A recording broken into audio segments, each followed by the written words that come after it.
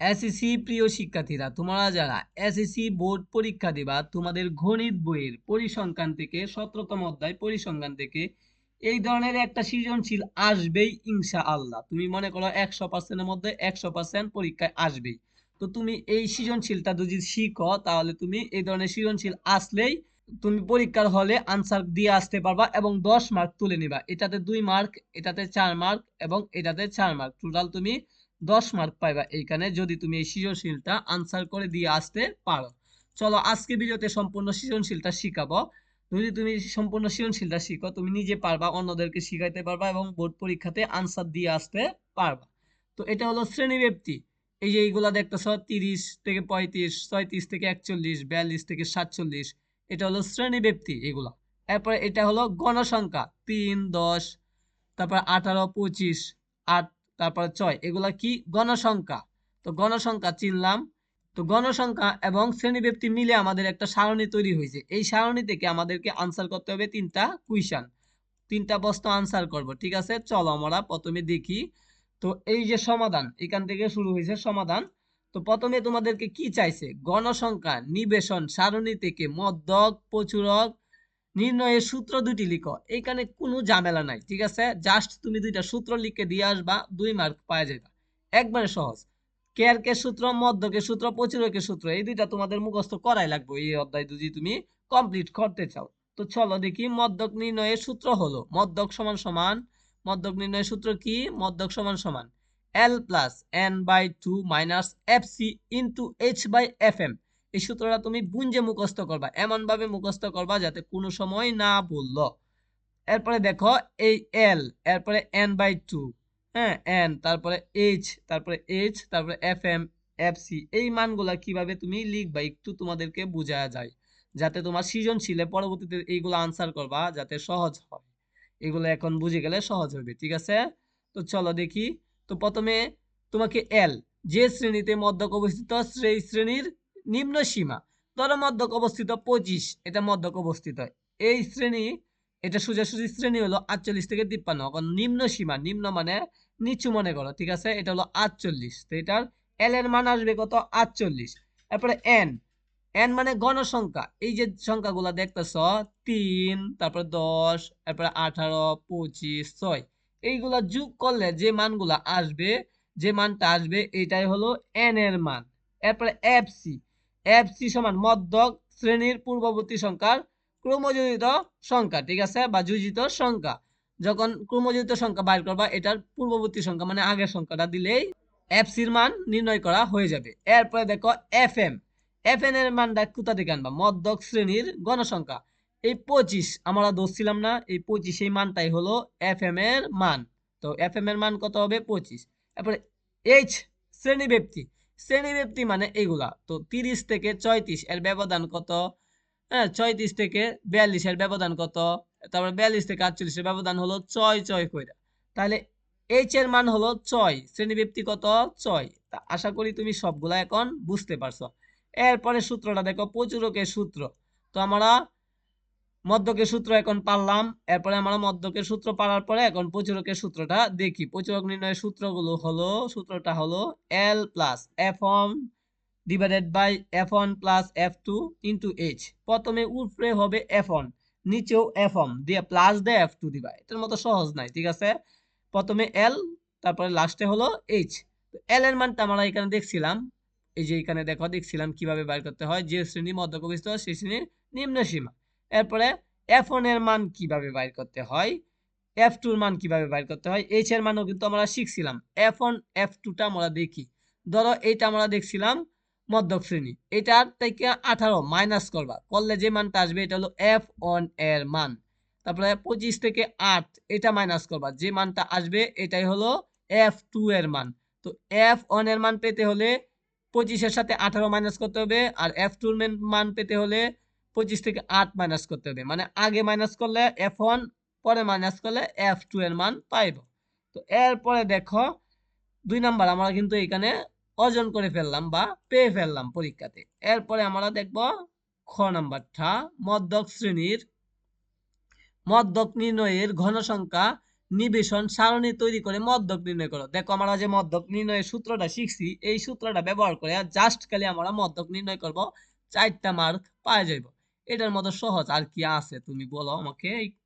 তো ভাইয়া চলো আমরা প্রথমে দেখি মধ্যক নির্ণয় গণসংখ্যা নিবেশন সারণী। তোমাকে একটা সারণী তৈরি করতে হবে মধ্যক নির্ণয় করতে গেলে। সারণীতে কি কি লাগবে? শ্রেণীব্যক্তি তো আমাদের দেওয়া আছে, গণসংখ্যা দেওয়া আছে, ক্রমযোজিত সংখ্যাটা জাস্ট খালি লাগবে ভাইয়া, তাহলে তুমি মধ্যক নির্ণয় করতে পারবা। ঠিক আছে?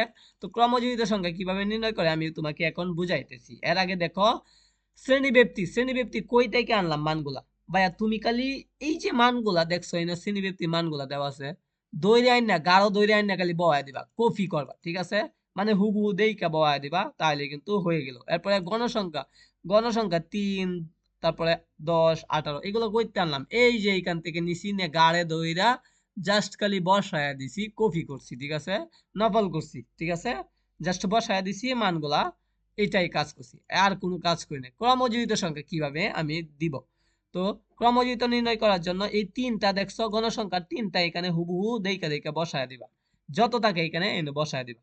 এই 3-এর সাথে কি করবা? পরের ঘরের সংখ্যাটা যোগ করে এনে বসায় দিবা। 3 10 13, 13 তারপরে 18 যোগ করলে 31, 31 আর 25 যোগ করলে 56, 56 আর 8 যোগ করলে 64, 64 আর 6 যোগ করলে কত? 70। ভাইয়া বুঝতে পারছো তুমি এখন 70 কিভাবে আসছে? তো গণসংখ্যা n সমান সমান 70, এইখানে সবগুলা গণসংখ্যা যোগ করলে মান কত আসবে? 70 আসবে। তো জাস্ট কোনাকুনি তুমি গুণ করে যোগ করে দিবা, তাহলে পরের মানটা পাওয়া যাবে ক্রমযোজিত সংখ্যার মান। তো এইখানে n সমান সমান 70 আমরা n থেকে পাইছি, n রে 2 দিয়ে ভাগ করবা, যেহেতু সূত্র n/2 ছিল, তারপরে 35 পাইলাম। অতএব মধ্যক হলো 35তম পদের মান। কেন 35তম পদের মান? 70 রে 2 দিয়ে ভাগ করলে যেটা আসছে 35 আসছে, এই 35তম মান এইখান থেকে আমাদের আসবে কি মান? মধ্যক হলো 35তম পদের মান। এখন তুমি এখান থেকে বাইর করো 35তম পদের মান কোনটা। 3 হবে 35তম পদের মান। 1 থেকে 3 লাখ গণলে 35 পাইছো না, 13 লাখ গণলে পাইছো না, 31 লাখ গণলে পাইছো না, 56 লাখ গণলে কিন্তু তুমি ভিতরে 35 পাই গেছো। তাহলে এইটাই হলো মধ্যক। ঠিক আছে? তো এটা যেহেতু মধ্যকতম মধ্যকের মান, তাহলে এটার শ্রেণীব্যক্তি কত হবে? এই 48 থেকে 53। তো 35তম পদের মান অবস্থান হলো 48 থেকে 53 শ্রেণীতে। অতএব মধ্যক শ্রেণী হলো, মধ্যক শ্রেণী কোনটা? মধ্যক শ্রেণী হলো 48 থেকে 53 হলো মধ্যক শ্রেণী। তো এরপরে দেখো, এত সহজভাবে কেউ বুঝাবে না। ঠিক আছে? সুতরাং এল সমান সমান 48 কিভাবে হয়েছে? এই মধ্যক শ্রেণীর মধ্যক শ্রেণীর নিম্ন সীমা মানে ছোট সংখ্যাটা আমরা তোমাদেরকে আগেও শিখাইছি। এফ সির মান কোনটা? এই মধ্যক শ্রেণী যেহেতু আমরা এই 56 পাইছি, এর আগের সংখ্যাটাই হলো এফ সি। এরপরে দেখো এফ এম, এফ এম এই 25-এর মানটাই, যেটা গণসংখ্যা মধ্যক শ্রেণীর, এটাই হলো এফ এম এর মান। এইচ সমান সমান 6 কিভাবে হয়েছিল? এই যে 30 থেকে 34 ব্যবধান আমরা তোমাদেরকে আগেও বুঝাইছি। তো একবারে সহজ গেল। আমি মানগুলা যেহেতু পাইছি, এখন খালি ক্যালকুলেটারে একটু চাপ দেম হয়ে যাবে উত্তর। ঠিক আছে? তো এল সমান সমান, হ্যাঁ এই সূত্র লিখবো প্রথমে, L plus n/2 minus F C into H by F M. তারপরে মানগুলো লিখবো, এই যে এল সমান সমান কত? 48, n/2 কত পাইছিলাম আমরা? 35 পাইছিলাম, এই যে 35। এফ সি সমান 31, এই যে দেখো এইখান থেকে আনছিলাম আমরা 31, এই যে দেখছো এই 31 আনছিলাম এফ সির মান। এরপরে দেখো এইচ সমান সমান 6, এইচ সমান সমান কত? 6। তারপরে এফ এম সমান সমান কত? 25, এই যে এফ এম সমান সমান 25। এত সুন্দর করে তুমি বুঝতে পারবে আর কোনো জায়গায়? তো তুমি ভিডিওটা সম্পূর্ণ দেখতেছো এবং কমেন্টে তোমার মতামত গুলা জানাই দাও, চ্যানেলটা সাবস্ক্রাইব দিয়ে রাখো। এরপরে 48 যোগ 35 মাইনাস 31, 6 ভাগ কত? 25। এটা তোমার ক্যালকুলেটারে লিখলেই আনসার হয়ে যাবে 48.96। তো প্রথমে কি করবা আমি একটু বুঝাই দিই, গুণের কাজটা আগে করবা। তো 6 দেয় কত? 25 ভাগ করবা, আর এই দুইটা ব্র্যাকেটের দুইটা বিয়োগ করবা, যেটা আসে এই মানটার সাথে এই মানটা কি করবা? গুণ করবা, করার পরে যে মানটা আসে এটার সাথে 48 যোগ করে দিবা। ঠিক আছে? তো এই মানটা হয়ে গেল 48.96। এর পরেরটা দেখো 4 নাম্বার কিন্তু আমরা পেয়ে গেলাম। তো অলরেডি 6 মার্ক পেয়ে গেছি। এখন দেখো প্রচুরক নির্ণয়ের গণসংখ্যা নিবেশন সারণী তৈরি করে প্রচুরক শ্রেণী নির্ণয় করো, প্রচুরক নির্ণয় করো। ঠিক আছে? তো প্রথমটা আমরা মধ্যক নির্ণয় করছি, পরেরটা প্রচুরক নির্ণয় করবো, উত্তর শেষ। তো প্রচুরক কিভাবে নির্ণয় করতে হয় দেখো, মধ্যক নির্ণয়টা তো করলামই, এখন আমরা প্রচুরক নির্ণয় করব। প্রচুরক নির্ণয়ের গণসংখ্যা সারণী হলো, তো প্রচুরক নির্ণয় করতে সারণীর জাস্ট খালি শ্রেণীব্যাপ্তি এবং গণসংখ্যা এই দুইটা তো আমাদের দেওয়াই ছিল, কোনো কাজ নাই, এটা দিলেও চলবো না দিলেও চলবো। এই যে এটা তুমি মনে করো দিবা না তাও হবে, সমস্যা নেই, জাস্ট দিয়ে দিলাম তুমি বুঝার জন্য, ঠিক আছে। তো এটা দিয়ে আমরা কি করব, প্রচুরক নির্ণয় করব। তো প্রচুরক নির্ণয় করার সূত্রটা আমরা সবাই মুখস্থ পারি এখন। তো পারলে জাস্ট সূত্রটা বুঝাবো, সমান সমান প্রচুরক সমান সমান L plus F1 divided by F1 plus F2 into H। তো গণসংখ্যা সর্বাধিক আছে কত, 25। সর্বাধিক এই যে দেখো সবচেয়ে বেশি বড় সংখ্যাটা হলো 25।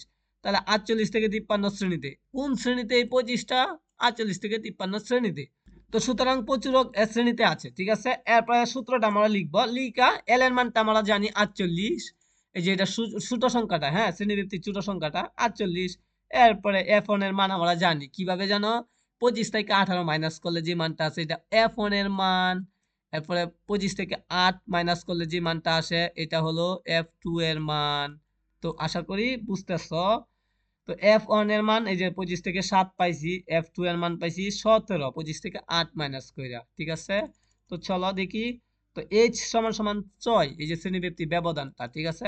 এরপরে তুমি প্রচুরকের সূত্র লিখো, 48 L এর সমান সমান L এর জায়গা কত 48, তারপরে F1 এর মান 7, F1 এর মান 7, F2 এর মান হলো 17, এরপরে H সমান সমান 6, এই যে বসায় দিলাম এইগুলা, দেখে দেখে পরে ক্যালকুলেটরে চাপ দিলাইবো। 6 দিয়ে 7 গুণ দিব, 6 7 42, 42 রে 48 দিয়ে ভাগ করলে আসবে 1.75, 1.75 এর সাথে 48 ক্যালকুলেটরে যোগ করবা, 49.75। এটাই হলো নির্ণয় প্রচুরকের মান। অত্যন্ত সুন্দর করে আমি বুঝাইছি। এইভাবে প্রত্যেক পরীক্ষার সাজেশন এবং অঙ্ক তোমরা বুঝতে চাইলে আমাদের চ্যানেলটা সাবস্ক্রাইব দিয়ে পাশে থাকো এবং তোমাদের মতামত জানিয়ে দাও। সকলেই আগের ভিডিও দেখতে পারো, আগে তোমাদের 100% সাজেশন যেগুলো আসার সম্ভাবনা রয়েছে ইনশাল্লাহ সেগুলো নিয়ে সাজেশন আমরা দিয়েছি সকল বইয়ের। তোমরা আগে ভিডিওগুলো চ্যানেলে ঢুকে দেখে নিতে পারো। তো ধন্যবাদ জানিয়ে ভিডিওটা শেষ করতেছি।